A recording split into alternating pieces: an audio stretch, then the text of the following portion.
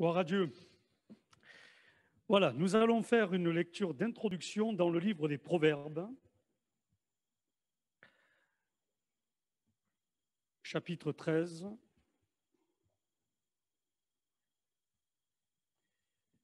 Dans le livre des Proverbes, chapitre 13,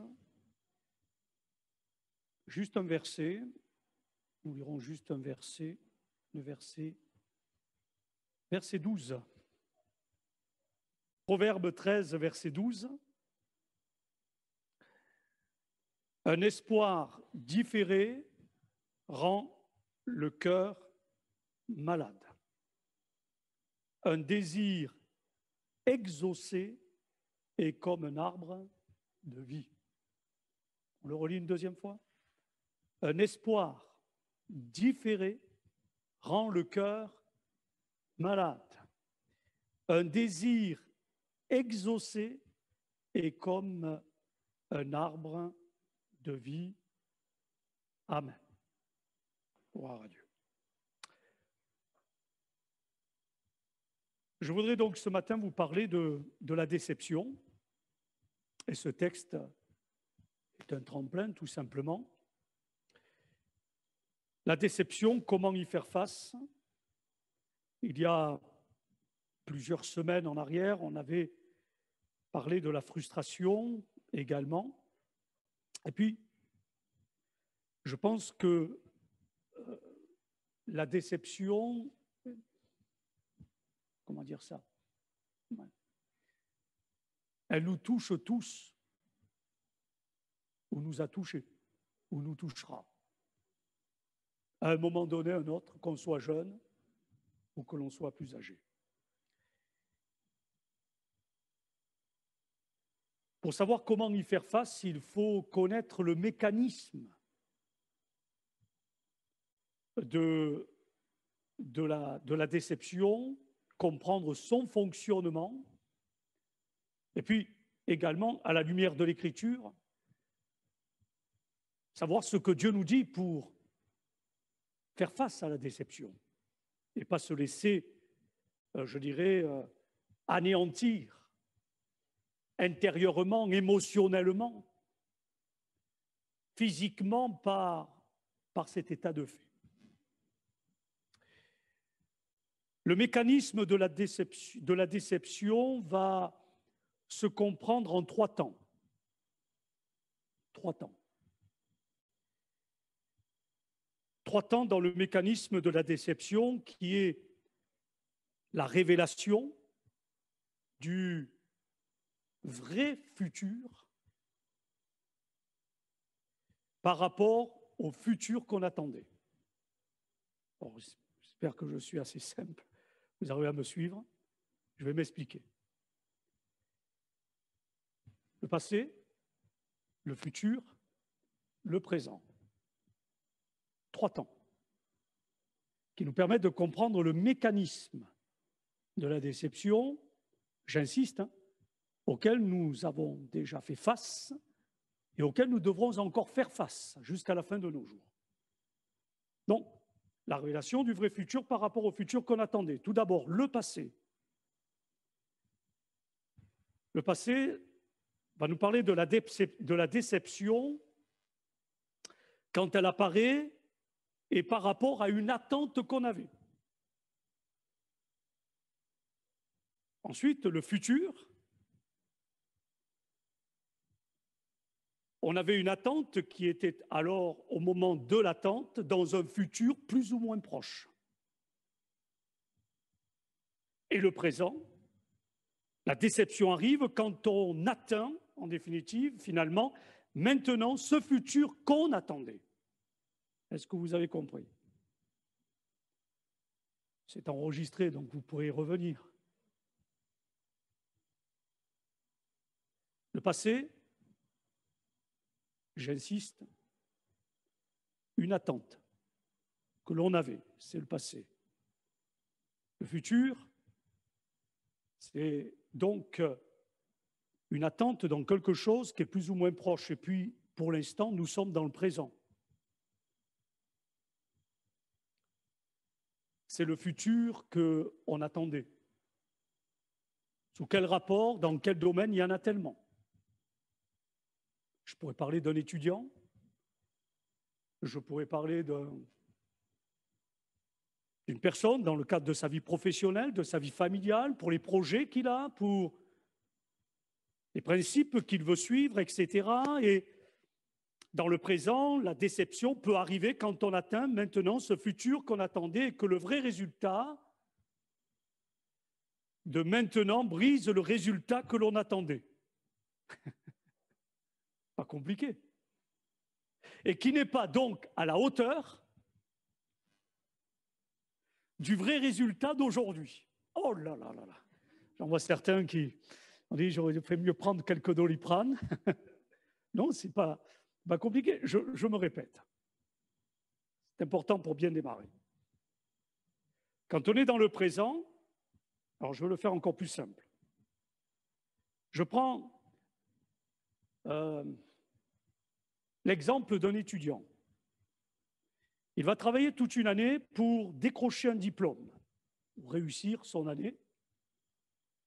Et donc, pendant plusieurs mois, il travaille, et il met, et le mot va revenir, vous allez l'entendre dans quelques instants, le mot va revenir, c'est il met son espoir dans le travail qu'il accomplit pour réussir son année, pour réussir son examen, pour réussir son diplôme.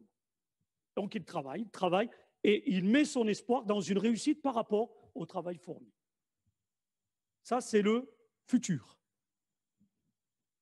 Le présent, il travaille, donc il fournit un effort. Il y a une espérance. Donc, à ce moment-là, il n'y a pas de déception. Vous voyez, je le traduis simplement. Mais le futur n'est pas encore là. Mais on y travaille. Et arrive le futur qui devient un présent.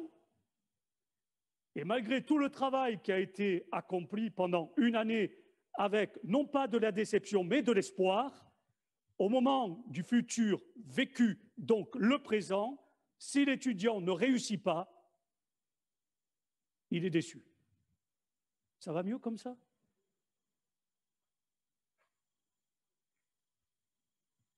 C'est-à-dire que, je le disais tout à l'heure, le vrai résultat de maintenant brise le résultat qu'on attendait, qui n'est pas à la hauteur du vrai résultat d'aujourd'hui. Mais il y a deux critères qui vont être essentiels, sur l'intensité de notre déception. Parce que la déception, cette émotion qui se manifeste par une réalité physique, je dirais, intellectuelle, donc émotionnelle, peut avoir plusieurs paliers, plusieurs niveaux. Petite déception, moyenne déception, grande déception. Alors, il y a deux critères qui vont être essentiels sur l'intensité de notre déception. Le premier critère, c'est, je l'appellerai ainsi, c'est l'écart qui se révèle entre le résultat réel final et le résultat, c'est ce que j'ai expliqué tout à l'heure, qu'on avait espéré. Et le deuxième critère, c'est l'intensité, je reviens un peu sur l'exemple de tout à l'heure effectivement, c'est l'intensité de l'espoir que nous allons traduire avec ce mot biblique et le mot foi, l'intensité de l'espoir, de la foi qu'on avait mis dans notre attente. C'est Martin Luther King qui a dit ceci, il faut accepter les déceptions passagères mais conserver l'espoir pour l'éternité. Martin Luther King. Il faut accepter les déceptions passagères, mais conserver l'espoir pour l'éternité.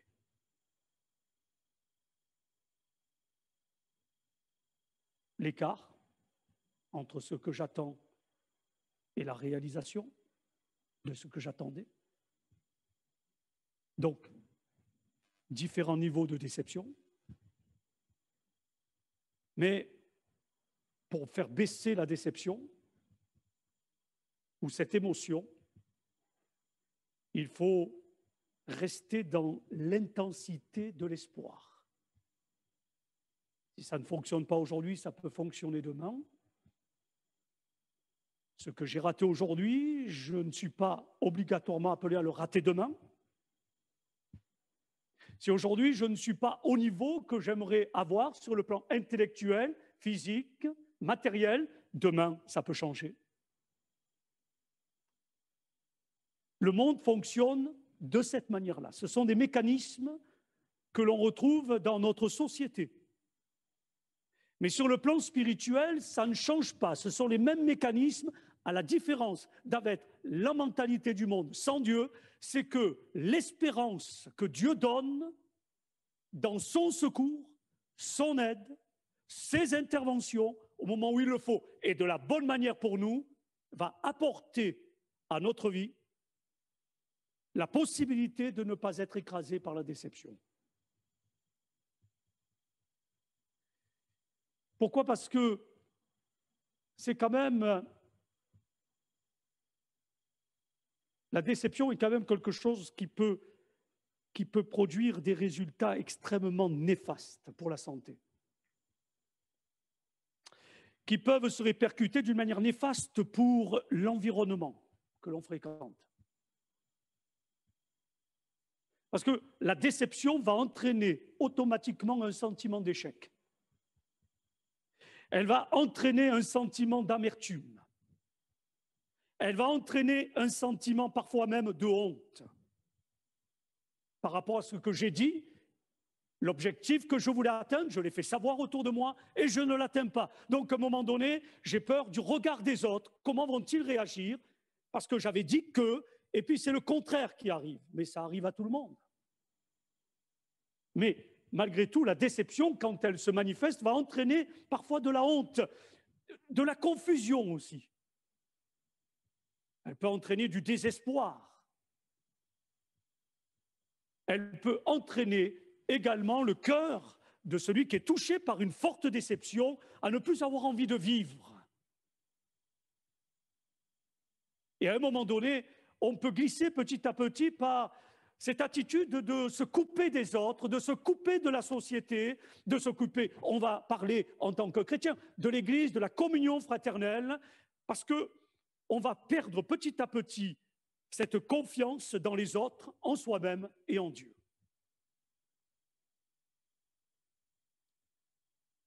C'est vrai que dans la Bible, j'ai cherché, on ne trouve pas directement ce mot déception.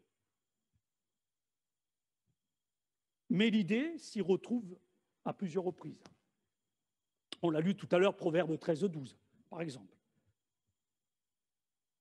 Mais la meilleure expression de la déception dans l'Écriture est en rapport, je l'ai dit tout à l'heure en citant ce propos, cette parole de Martin Luther King. Donc, c'est en rapport avec l'espérance, le mot y est. En définitive, je comprends une chose, être déçu, c'est être vidé de son espérance. Je n'ai plus d'espoir, je n'ai plus d'espérance,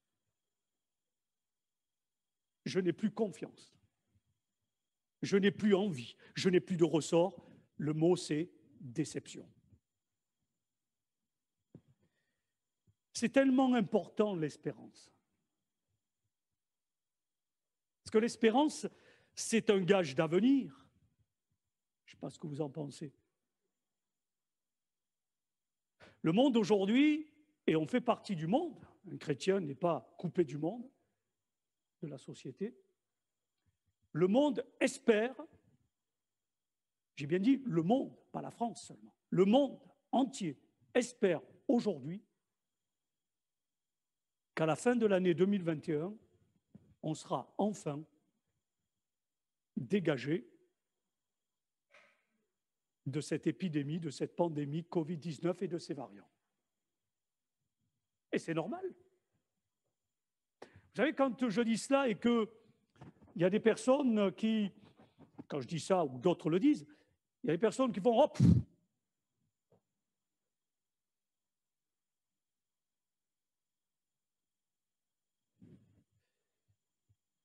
Est-ce que vous croyez vraiment que, il y a quelques jours de cela, j'étais en promenade, puis je vois arriver un vieux monsieur, un Tarnais de 80 ans, avec son vélo chargé de toutes sortes de sacs, et puis il a voulu engager avec moi la conversation, donc je me suis arrêté. Le vieux Tarnais.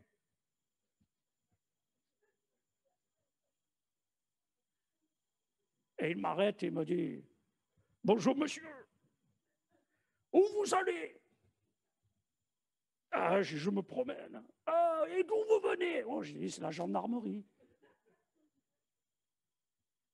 Puis il a commencé à m'expliquer 2 ou 3 choses à sa manière. Et puis il me dit « Et avec ce virus, où c'est qu'on va aller, monsieur ?» Je ne sais pas. Hein. Voilà. Donc, mais c'est vrai qu'il y a cette réaction. L'espérance est rongée parfois par ce que l'on voit, ce que l'on vit, ce que l'on croyait vivre ou qu'on ne vit pas. Ce n'est pas facile. Mais un chrétien peut se retrouver dans la même situation. Ce n'est pas parce qu'on est chrétien qu'on est dénué de toute émotion. Mais on a une solution. L'espérance est un gage d'avenir parce que quand il n'y a plus d'espérance, quand par déception on a été vidé de son espérance, le désespoir prend place avec cette inquiétante question. Je l'ai dit tout à l'heure, à quoi bon vivre? Qu'est-ce que la déception? Alors j'ai regardé dans le petit, le grand Robert, le moyen Robert, dans le Larousse, petit Larousse, le dictionnaire. Déception, c'est un état ou un sentiment d'une personne trompée dans son attente.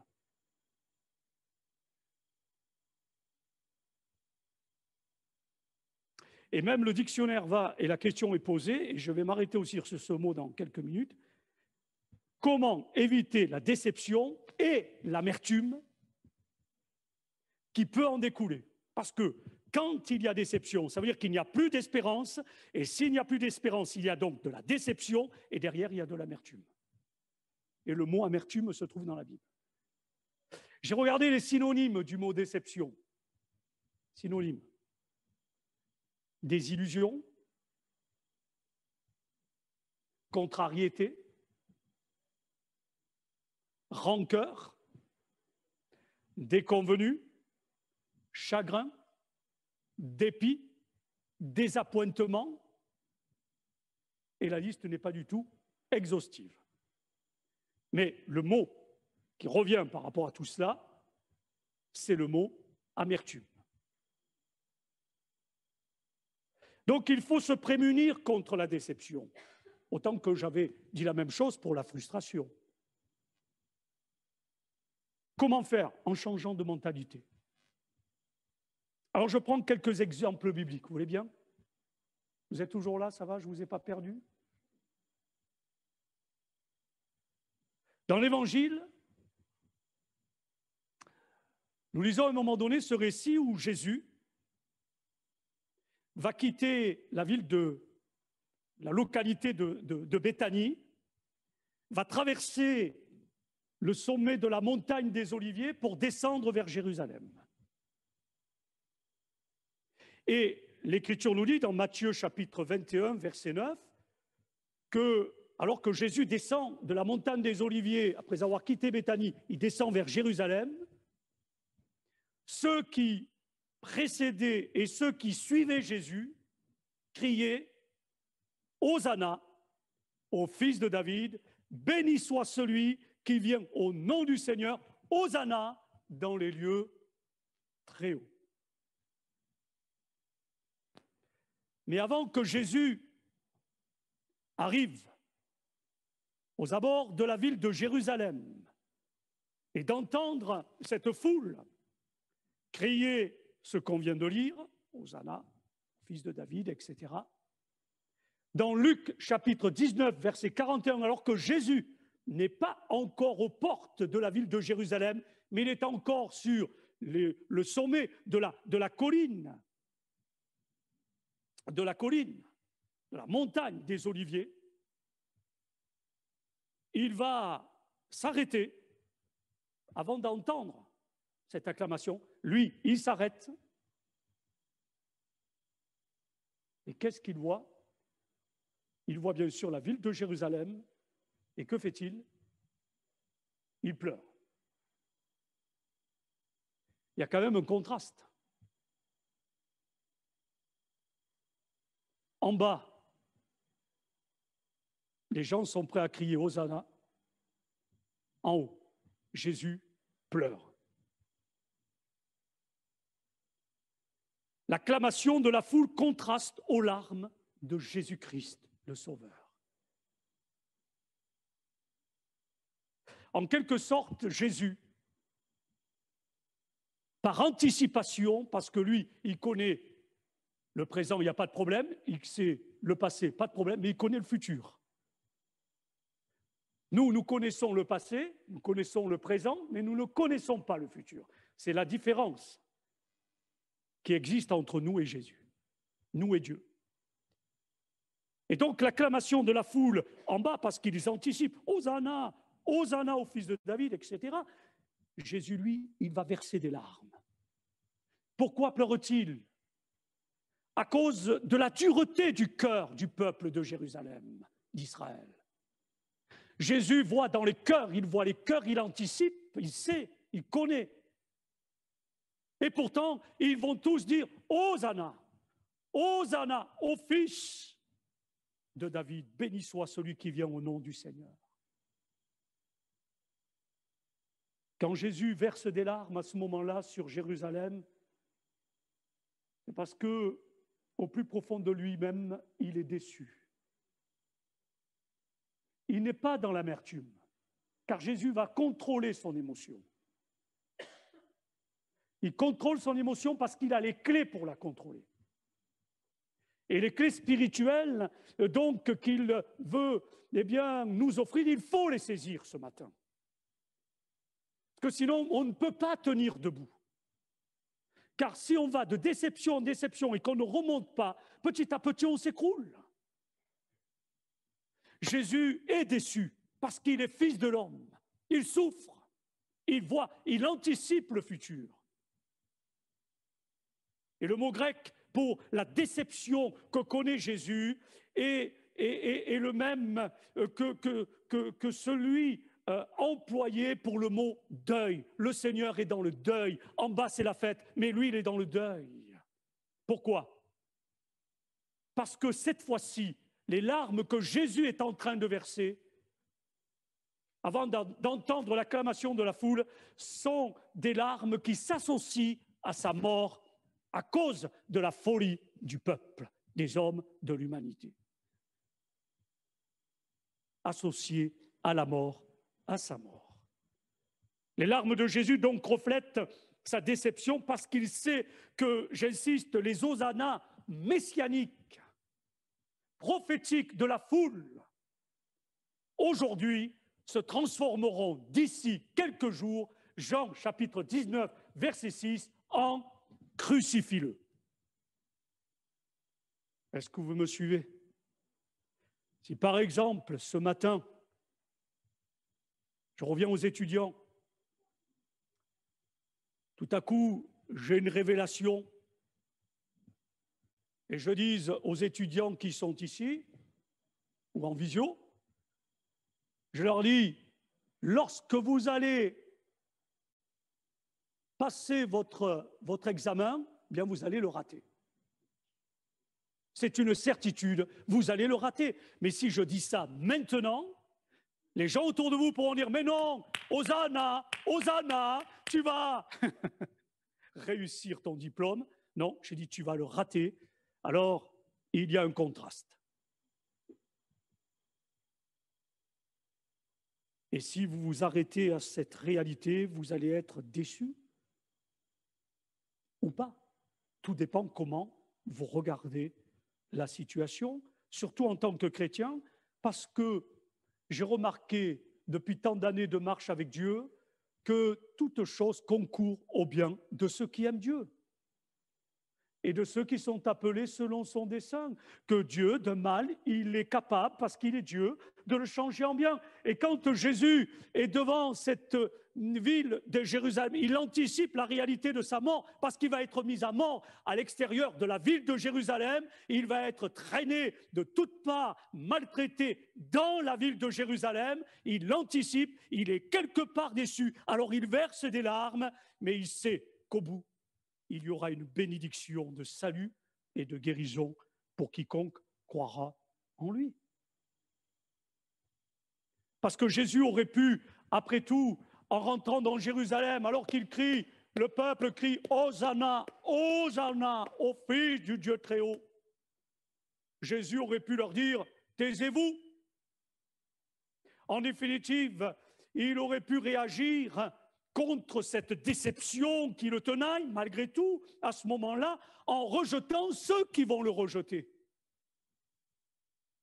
Pas maintenant, mais plus tard. Il pourrait réagir ainsi, Jésus. Je ne sais pas ce que vous en pensez.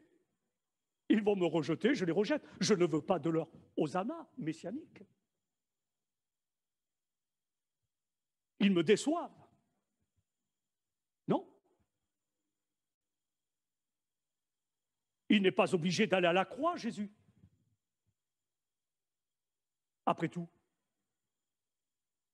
L'un des deux brigands crucifiés avec lui va lancer le même défi de se sauver. Alors, c'est vrai, Matthieu chapitre 5, 26, 53, on voit que Jésus aurait pu demander à son Père des légions d'anges pour le sauver. Mais Jésus ne demande pas de délivrance au Père, une délivrance angélique.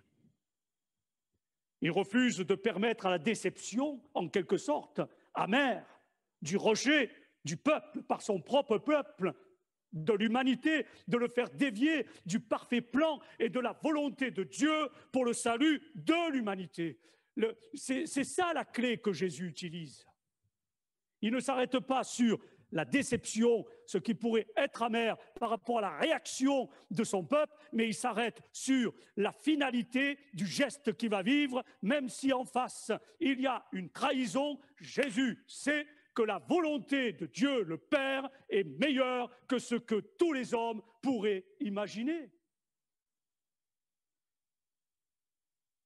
La question qu'il faut se poser, réagissons-nous également ainsi?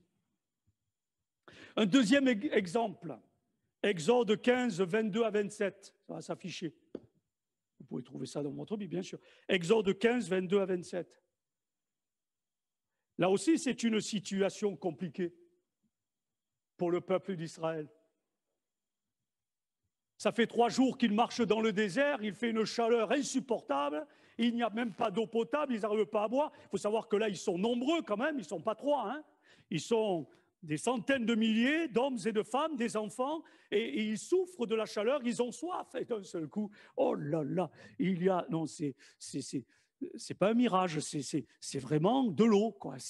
Alors, ils se mettent à courir pour les plus forts, pour ceux qui ont encore de l'énergie. Et ils vont se retrouver devant cette eau. J'aurais fait la même chose. On boit. Et elle est amère. Mais il y a de quoi être déçu. Et d'en arriver à dire, mais où est Dieu là? Alors, ils auraient pu dire, mais quand même, il y a quelque chose qui ne va pas. On a quitté l'Égypte grâce à l'intervention de ta personne miraculeuse sous la conduite de Moïse. C'est en quelque sorte cette histoire de délivrance de l'Égypte sous la conduite de Moïse, l'équivalent du fruit de la repentance et de la conversion que nous avons pleinement vécu par la foi en Jésus-Christ. Parce que celui qui vient à Dieu quitte sa vie et sa condition d'esclave du péché et des principes du monde pour se tourner vers la vie nouvelle qui est en Jésus-Christ. Moïse n'était que le type du libérateur par excellence, et le libérateur par excellence, c'est Jésus-Christ. Ils auraient pu dire, mais enfin, on a fait ce pas, on a été dégagé de l'esclavage. Le sang de l'agneau pascal, sacrifié avant la sortie de l'Égypte, a été mis sur les maisons. On a vécu le miracle pour la sauvegarde de tous nos premiers-nés. Ça, c'est l'annonce du sang de Jésus qui a coulé à la croix pour la purification de nos péchés. Ils auraient pu dire à Dieu devant ce point d'eau amer, mais enfin tu nous as fait traverser la mer Rouge et ainsi nous avons vécu le miracle qui a accompagné cette traversée glorieuse. Ça nous parle de la fidélité, de la bonté, de la grâce de Dieu qui est avec nous, qui ne nous abandonne pas, qui nous a fait passer de la mort à la vie. Et puis, pendant déjà ces 3 jours de marche, sous un soleil insupportable, Dieu, pourtant, c'est lui qui les guide. Il les guide vers quoi? Vers la suite du programme qu'il a prévu pour eux, de les conduire dans le pays promis à Abraham, Isaac, Jacob, le pays de Canaan. C'est-à-dire que pour nous, c'est l'équivalent là de Dieu qui nous conduit par le Saint-Esprit, alléluia, pour qu'on aille jusqu'au bout, jusqu'à la fin, fidèlement, pour entrer ensuite, allez, je veux le dire ainsi entre guillemets, la Canaan céleste, le ciel, le royaume de Dieu. Et après avoir vécu tout ça, ils vont prendre la direction de ce désert terrible de Chour. Et on pourrait dire, mais quand même, Seigneur, nous avons fait tout cela, nous avons vécu tout ça, et puis là, on est devant quelque chose d'amer. On ne peut même pas boire. On va mourir. Mes frères et sœurs, ce passage par ces lieux que vive Israël n'a rien à voir avec une impasse dans laquelle Dieu conduirait les siens. Chour, pourtant, signifie Chour. S-C-H-U-R. Chour, le nom de ce désert, signifie muraille. Alors on pourrait dire, mais en fait, tu tresses une muraille entre nous et l'objectif à atteindre. Alors non seulement il y a cette eau amère, il y a ce désert qui est une muraille, mais il y a de quoi être déçu. Et très souvent, notre Dieu nous conduit, non pas comme nous l'entendions, non pas selon nos idées, nos stratégies, notre mentalité, nos calculs humains. Dieu nous conduit comme il veut, il fait ce qu'il veut, et la volonté de Dieu, elle est bonne, agréable et parfaite. Dieu ne dresse pas une muraille, c'est le monde qui dresse une muraille. Dieu ne veut pas nous plonger dans quelque chose d'amer, il est capable d'adoucir ce qui est amer et de changer peut-être une petite pointe de déception rapidement si je reste dans l'espérance, c'est-à-dire si je demeure dans une position de foi, il va changer ce qui est amer en quelque chose d'agréable, de doux, de buvable. Même si Dieu nous conduit lui-même parfois dans ce qui semble être un désert, c'est pour nous conduire vers l'enseignement et l'instruction spirituelle. Le peuple est dans une amertume, une déception, une colère.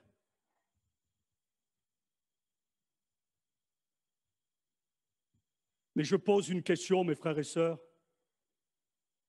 Je me la suis posée. Dieu leur avait-il dit de boire cette eau? Je vous pose la question. Est-ce que Dieu leur dit, allez-y, buvez? Non. Parce que même dans le désert, Dieu a prévu tout ce qu'il faut pour désaltérer son peuple. C'est vrai qu'ils vont murmurer, verset 24, Exode 15, contre Moïse, toujours pareil, contre Moïse, en disant, mais qu'est-ce qu'on va boire?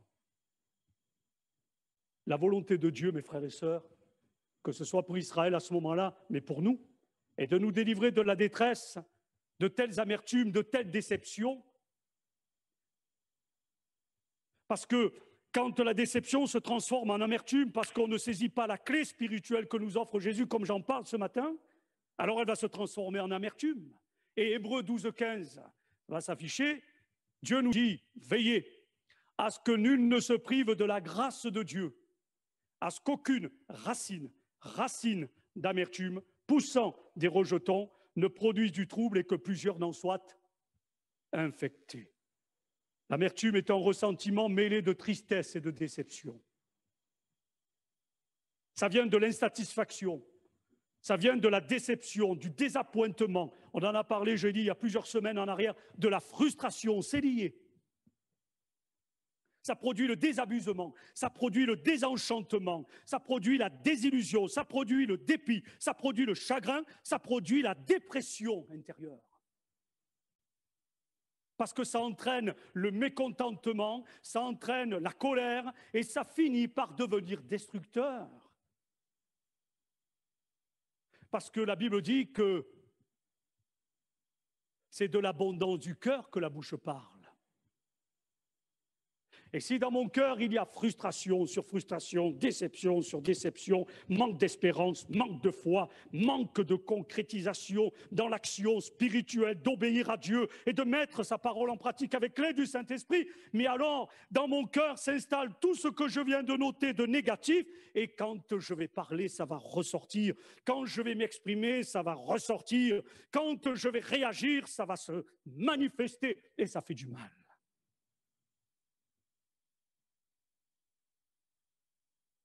C'est la raison pour laquelle la clé principale, c'est la sanctification. Et au verset 25, le texte nous dit ceci justement à ce sujet, que Moïse a invoqué l'Éternel et Moïse a crié à l'Éternel. Et l'Éternel, qu'est-ce qu'il fait? Il lui indique un bois qu'il va jeter dans l'eau et l'eau va devenir, j'aime ce mot, douce. J'aime le mot douce. Il y a un chanteur très âgé, oh, les plus jeunes ne le connaissent pas, ou ils en ont peut-être entendu parler, qui chantait ceci. Alors aujourd'hui, personnellement, cette musique ou cette chanson résonne faux. Et la chanson disait ceci: douce France, doux pays de mon enfance. Et voilà. Et je me suis souvent posé la question, je disais à mon épouse l'autre jour, je dis, si M. Trenet était là, Charles Trenet, s'il était là, est-ce qu'il chanterait aujourd'hui « Douce France, doux pays de mon enfance » ? Non, franchement non. Quand il l'a chanté, c'était dans les années 60, 50, 60, à peu près. Bref. Mais le Seigneur peut nous pousser à chanter ce chant, mais d'une manière différente. Par rapport à moi, par rapport aux autres, par rapport à mon pays. Et ce morceau de bois, c'est quoi? C'est l'image de quoi? C'est l'image de ce que Jésus-Christ a accompli à la croix de Golgotha pour que nous soyons bénéficiaires de la grâce de Dieu, source de salut pour tous les hommes, et qu'ainsi toute eau amère qui peuvent découler d'un cœur déçu, dépité, chagriné, frustré, etc., désappointé, soit ce cœur, amen, soit ce cœur transformé dans une véritable, réalité de douceur. Que c'est bon d'aller vers des gens qui sont doux. Oui? C'est pour ça que je vais vers vous.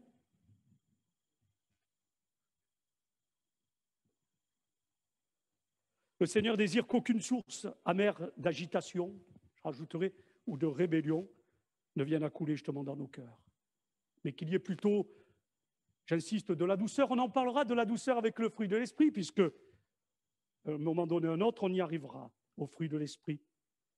Galates chapitre 5, la douceur, qu'il y ait de la douceur, de la patience, de la tempérance et de la tranquillité.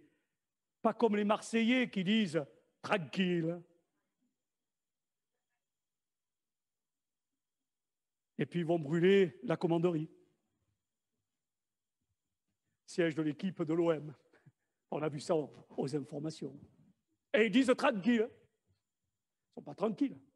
La véritable tranquillité, elle est en Jésus-Christ. Je rajouterai, si vous me le permettez, 2 exemples très rapidement, bibliques, comme ça vous donne encore plus de matière pour faire face à la déception. Je ferai rapidement avec ces 2 derniers exemples. C'est Naomi, dans Ruth, chapitre 1er, verset 20. Elle a tout perdu suite à un mauvais choix, initiale. Et quand elle revient, donc j'ai dit, je passais les détails, hein, Ruth, chapitre 1er, verset 20, elle va dire aux filles d'Israël, de Bethléem, elle va leur dire, ne m'appelez plus Naomi. Mais Naomi, ça veut dire quoi? Le nom de Naomi, ça signifie quoi? Vous le savez? Naomi. Douceur. Ne m'appelez plus Naomi, mais appelez-moi Mara. Ouf. Car le Tout-Puissant, écoutez bien ce qu'elle dit, le Tout-Puissant m'a rempli d'amertume. Ne m'appelez plus douceur, mais appelez-moi amère. Vous imaginez? Je viens chez vous pour vous visiter. Et là, je vous dis, sœur, frère, stop, vous m'appelez plus douceur, vous m'appelez amère. Je suis amère. Vous allez dire, bon, mes frères, vous sortez, vous reviendrez quand vous serez un peu plus doux. Allez. Et en plus, de rajouter, le Tout-Puissant m'a rempli d'amertume. Mais Dieu n'était pas responsable de cette amertume, de cette déception, contrairement à ce qu'elle déclare. Après avoir accusé ses belles-filles, parce qu'elle va le faire, elle va accuser ses belles-filles, elle accuse Dieu. Au lieu de reconsidérer ses voies, d'assumer la responsabilité de ses propres échecs, parce que c'est elle, avec son mari, qui a fait le choix de quitter Bethléem à cause d'une famine. Dieu n'est pas l'auteur du mal, ni l'inspirateur de nos haines, de nos amertumes. Parce que celles-ci, quand il y a de la haine et de l'amertume, sont le fruit de nos désobéissances. À quoi? À la parole de Dieu. L'amertume entretenue dans le cœur, elle engendre des pensées de vengeance, d'animosité, le refus de pardonner, la conviction d'être victime d'une injustice. C'est-à-dire tout autour de soi-même. On tombe dans l'égoïsme. Le remède est simple. Elles arrivèrent à Bethléem au commencement de la moisson des orges, verset 22. Et quand Naomi est partie, la famine, le désarroi, la tristesse était le lot du peuple. Mais Dieu a tout changé, il a changé la situation, il a visité son peuple, le pain est là en abondance. Naomi, quand tu vois cela, ne sois plus dans la tristesse. Le Seigneur t'accueille tout à nouveau à Bethléem, appelé la maison du pain, il y a du pain pour toi, ne sois plus amer, mais bénis Dieu pour sa bonté, sa fidélité envers son peuple et envers toi. Et j'aime énormément ce texte d'Ésaïe chapitre 58 verset 12 qui dit ceci, Ésaïe 58 verset 12, « Les tiens rebâtiront sur d'anciennes ruines, tu relèveras des fondements antiques, on t'appellera réparateur des brèches, celui qui restaure les chemins et qui rend le pays habitable. » Le Seigneur Jésus est le réparateur des brèches. Et quand il voit un cœur, encore ce matin sincère, qui désire profondément marcher avec lui, il ne fait aucun reproche, mais il le rétablit à la place qu'il avait abandonnée. Amen. Et le troisième et dernier exemple, Matthieu 26, du verset 31 au verset 35, et ensuite du verset 69 au verset 75. Je ne le lis pas, mais je le commente très rapidement. Ça concerne Jésus et Pierre. Et dans le texte, il y a deux réactions opposées entre Pierre et Jésus. Pierre, lui, il a un niveau de qualité élevé par rapport à ce qu'il attendait de lui-même face à l'épreuve qu'il rencontre, et une fois dans le résultat qu'il attendait, car quand Jésus lui confirme à nouveau qu'il ne parviendrait pas à résister, Pierre va lui insister sur le résultat qu'il obtiendra de lui-même. Moi, je ne te laisserai jamais tomber, je ne te renierai jamais, tu peux compter sur moi, il n'y a pas de problème. Les autres, je ne sais pas, mais alors moi, il n'y a pas de problème. Mais mes frères et sœurs, quand la vérité, je dirais, excusez, la vraie réalité arrive, Pierre, qu'est-ce qu'il va constater? L'un des premiers points qu'on a signalé tout à l'heure, il va constater l'écart important entre ce qu'il attendait ou ce qu'il s'attendait à réaliser et les actes qu'il a posés effectivement. c'est-à-dire il ne va pas renier Jésus une fois. Et Jésus lui avait dit, il va le renier 3 fois. Et la déception de Père va donc aussi être accentuée, sa déception va être accentuée par la foi et l'espoir que Pierre avait mis dans le résultat qu'il pensait pouvoir acquérir par lui-même. Je ne te renierai jamais. Mes frères et sœurs, attention à ce que nous disons. Cherchons la volonté de Dieu. Jésus, lui, quand on lit les versets que j'ai cités il y a quelques instants et qui se sont certainement affichés, n'est pas du tout dans la déception à ce moment-là, quant aux actes de Pierre. Pourquoi? Parce que Jésus n'a pas du tout mis sa foi dans un faux espoir, dans un résultat qui n'était pas possible. Jésus savait ce qui allait se passer. Jésus n'a pas évité la déception vis-à-vis des actions de Pierre, car les actions de Pierre auraient été bonnes, mais parce que Jésus n'a pas mis sa foi dans une fausse attente, dans un faux espoir. C'est pour ça que Jésus n'est pas déçu. Non, Jésus a mis sa foi dans la vraie vérité, dans la réalité des choses. Et cette vérité est tout autre que celle à laquelle Pierre s'attendait. Pierre croyait que l'homme peut suivre Jésus, peut suivre le chemin de Dieu par ses propres capacités. Jésus savait que l'homme ne peut pas suivre le chemin de Dieu par lui-même. Sans moi, vous ne pouvez rien faire. Pierre a été déçu amèrement. Jésus n'a aucunement été déçu.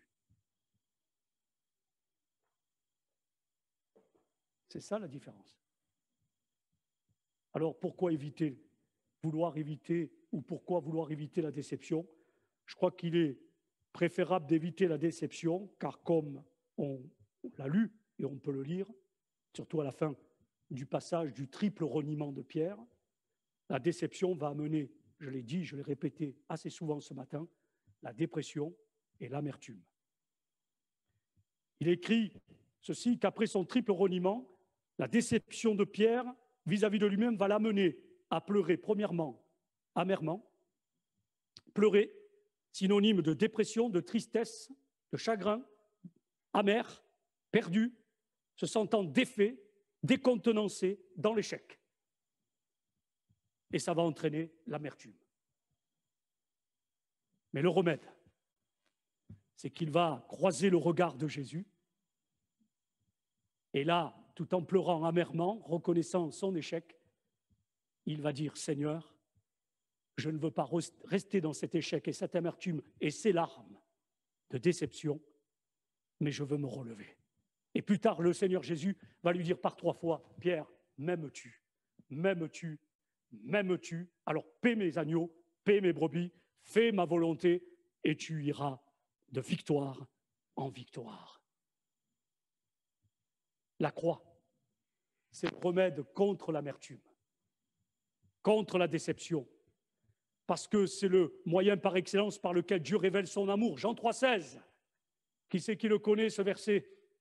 Jean 3,16.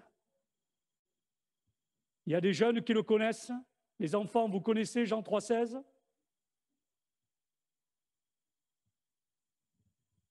Dans certaines églises, j'aurais posé la question, il y en aurait 10 qui auraient fait « Moi, monsieur le pasteur !»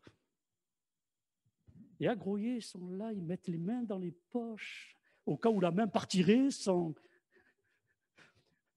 le vouloir. Mince, ma main est partie. Non, c'est... Jean 3,16. Tu l'as affiché? T'es sympa quand même. Car Dieu... Allez, on va enlever le mot monde. Car Dieu vous a tant aimé, à la place du mot monde, vous mettez votre prénom. Car Dieu a tant aimé Laurent. Pas de mal à se faire du bien. Car Dieu a tant aimé Laurent. Ne sois pas jalouse. Car Dieu a tant aimé Laurent qu'il a donné son Fils unique afin que Laurent, attends, va pas trop vite, Laurent croit en lui, amen, et que Laurent, oui, ne périsse pas, mais qu'il ait la vie éternelle. Ça gomme toutes les déceptions. Alléluia! Le pardon qui est en Jésus-Christ ôte l'amertume de la culpabilité, l'amertume de l'échec, l'amertume de la tristesse. Il redonne un ressort spirituel. La nouvelle naissance ôte l'amertume de la vieille nature de l'homme. Quand le cœur est changé, tout est changé. L'amertume du passé est en mesure de disparaître parce que Dieu l'efface pour ceux, Jean 3,16, qui croient en lui. Je le répète, car Dieu a tant aimé Laurent. J'ai envie de le dire autrement. Car Dieu aime tellement Laurent. Je le répète, ça me fait tellement de bien. Car Dieu aime tellement le pasteur Laurent Lenoir. Enfin quelqu'un qui m'aime. Ça me fait penser à ce petit dessin animé, vous savez, Calimero. C'est trop injuste. Donc, car Dieu a tant aimé Laurent qu'il a donné son Fils unique afin que Laurent, quiconque, vous tous, croient en lui et qu'il ne périsse pas, mais qu'il ait la vie éternelle. Vous voulez bien vous lever, on va rendre grâce à Dieu.